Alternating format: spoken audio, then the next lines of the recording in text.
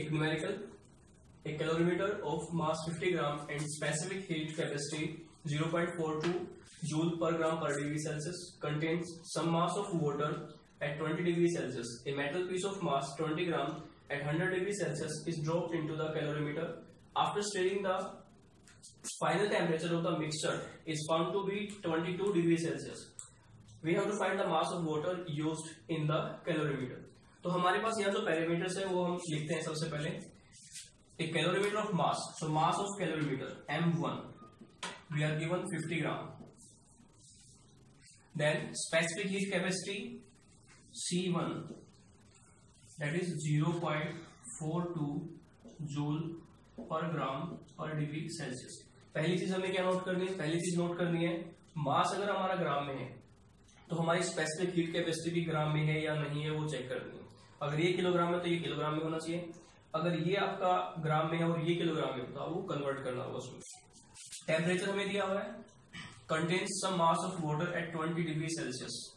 The metal piece of mass 20 gram at 100 degree Celsius. Metal piece, इसमें water जो दिया हुआ है उसका मास कितना है? मास ऑफ वाटर हमें फाइंड आउट करना है MW. We have to find out. Temperature जो दिया हुआ है, जो टेम्परेचर यहाँ पर वाटर का होगा वही टेम्परेचर कौन गेन कर लेगा? कैलोरीमीटर. कैलोरीमीटर का भी टेम्परेचर कितना होगा अपना? इसमें 20 डिग्री सेल्सियस. अब जो उसके अंदर मेटल पीस को इंसर्ट किया है उसका मास कितना? M2. मेटल पीस के लिए 20 ग्राम एंड टेम्परेचर कितना मेटल पीस के लिए? 100 डिग्री सेल्सियस. अब मेटल पीस उसके अंदर डालने के बाद जो कॉमन टेम्परेचर आता है वो है अपना T इक्वल्स टू आ गया 22 डिग्री सेल्सियस. अब इसके अंदर जो चीज हमें देखनी है वो ये है, जहां अपना टेम्परेचर लोअर है और एक अपना टेम्परेचर है हायर. जिसका टेम्परेचर हाई होगा वो अपनी हीट को क्या करेगा? लूज. और जो जिसका टेम्परेचर लो रखता है वो क्या करता है? गेन. तो यहाँ पे कौन लूज करेगा, कौन गेन करेगा? तो इसके लिए हमें मिलेगा heat lost by metal piece equals to heat gained by water or calorimeter. This is the principle of calorimeter. Parameter जो हमारे पास है M1 mass of the calorimeter 50 gram, T1 temperature of the calorimeter 20 degree Celsius. जो कौन किसकी वजह से होगा? वो होगा वाटर की वजह से. C1 specific heat capacity of calorimeter, specific heat capacity of water, temperature of water, mass water का जो हमें काउंट करना है, कैलकुलेट करना है. मास ऑफ द स्फीयर जो उसके अंदर डीप किया था मेटल पीस का, जो T2 temperature of the metal piece 100 degree Celsius. Using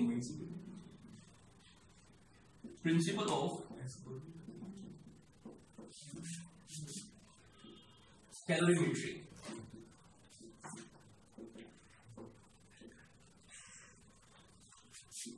Heat lost by metal piece equals to heat absorbed by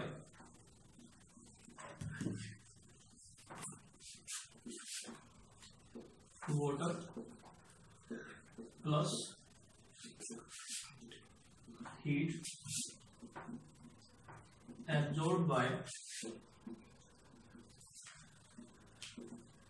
calorimeter. Now तो डिप करने के बाद वाटर का कॉमन टेम्परेचर आता है 22 डिग्री सेल्सियस, जो हमारे वाटर के टेम्परेचर से और कैलोरीमीटर के टेम्परेचर से तो ज्यादा है, लेकिन मेटल के टेम्परेचर से क्या है? कम. तो अब हमें क्या करना है? Heat lost by metal piece, क्योंकि उसका टेम्परेचर ज्यादा था तो इसलिए वो लूज करेगा.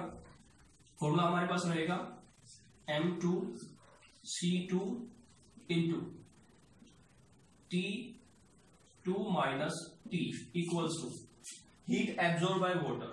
Heat absorb by water, mass of water, specific heat capacity of water into change in temperature. तो हमारे पास high value minus low value में करनी है. T minus TW plus heat absorb by calorimeter. Calorimeter के लिए हमारे पास ये सारे पैरामीटर्स हैं, M1 C1 into T minus T1. On putting these values, we have M2 how much? 20 into C2 we have 0.3 into T2 minus T2 is 100 minus 22, that is equals to MW we have to count into CW 4.2 into T minus T1 22 minus 20 degrees Celsius plus M1 50 into C1 0.42 into 22 minus 20. So on solving these equations, we get this value, and finally we have mass of water is equals to 50.7 gram. So this is the amount of water which we require. Next question है, a piece of ice of mass 40 gram is dropped into 200 gram of water at 50 degrees Celsius. Calculate the final temperature of water after all the ice has melted. And we are given specific heat capacity of water 4200 joule per kilogram per degree Celsius and latent heat of fusion of ice 336 into 10 to the power 3 joule per kilogram. So how to solve these kinds of problems in the calorimetry? जो हमारा last numerical था उससे थोड़ा सा different ये numerical हमारे पास है। इस टाइप के न्यूमेरिकल को कैसे सोल्व करें, चलिए देखते हैं। फर्स्ट ऑफ ऑल हमें लिखने इसमें जो भी अपने गिवन पैरामीटर्स हैं, लाइक हमारे पास mass of ice let it be M1 40 gram, temperature of ice T1 0 degree Celsius, that is understood. Latent heat of fusion of ice, that is 336 into 10 to the power 3 joule per kilogram. Now mass of water, that is M2 200 gram. Temperature of water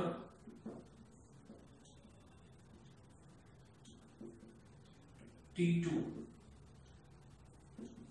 50 degrees Celsius.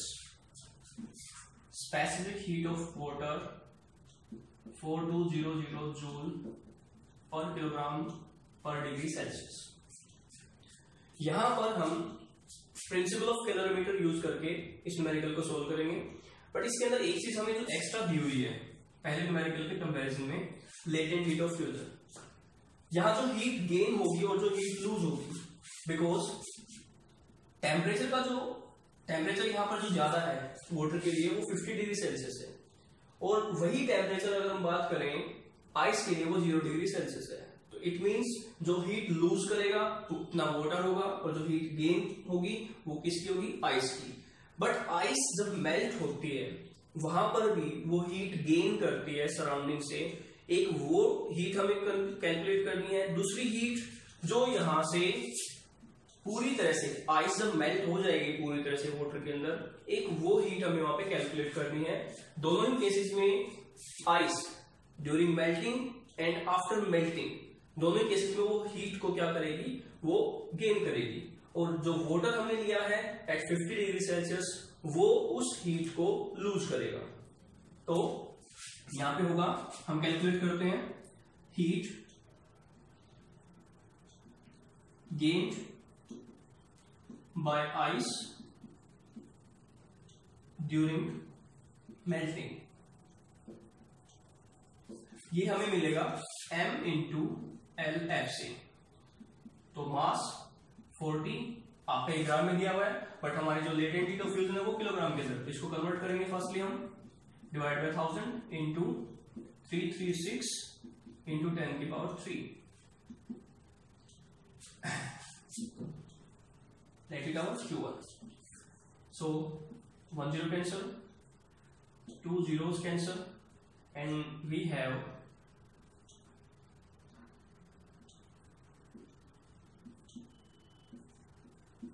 this one joule. This is the heat gained by ice during melting. First step. Now second step. Heat gained by water formed after ice has melted completely.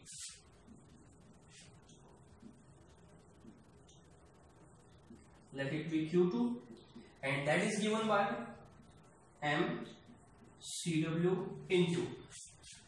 यहां हमारे पास change in temperature में लेना होगा. Ice का temperature जो है वो 0 degree Celsius है. हाईएस्ट टेम्परेचर जो हमारे पास 50 डिग्री सेल्सियस है. तो जो कॉमन टेम्परेचर होगा वो इससे कम होगा, लेकिन इससे ज्यादा होगा. तो जो कॉमन टेम्परेचर हमें T निकालना है, T की वैल्यू क्या होगी हमारी, T1 से ज्यादा होगी. तो T minus T1. On putting these values, we have mass is 40 gram again, 40 by 1000 into 4200 into T minus T1 is our 0. On solving this and this into T. So Q2 we have 168 joule. This is our Q2. Now हमें अब find out करना है heat lose by water. Third step we have heat loss by water. That is Q3, and that is given by mC delta T, mCW into, we have T2 is greater than T, T2 minus T. M is the mass of water, CW that is the specific heat capacity of water, and T2 is the temperature of water. And mass of water we have 200 gram. So convert it into kilogram divided by 1000. CW 4200 into T2 we have 50 degrees Celsius minus T we have to calculate. On solving these equations cancel out, and we have 200, 2 to the 4, 2 4 the 8 into 50 minus T. This is our Q3. So solve it. Multiply 40 into 50, 0. Minus 840 T. This was joule. We have three energies or heat energy, Q1, Q2, these are the heat gained, and Q3, this is our Q3, that is heat lost, using principle of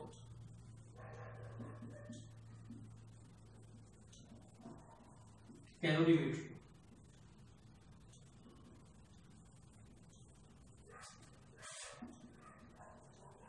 Heat lost equals to heat gained. Heat loss means Q3 equals to heat gain means Q1 plus Q2. On putting these values, Q3 we have 42000 minus 840 T equals to Q1 13440 plus 168 T.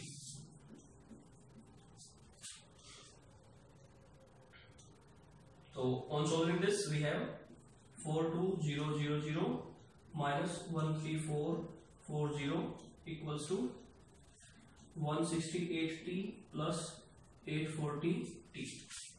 So after solving this, we get T equals to 28.3 degree Celsius. So this is our final temperature after losing or gaining the heat.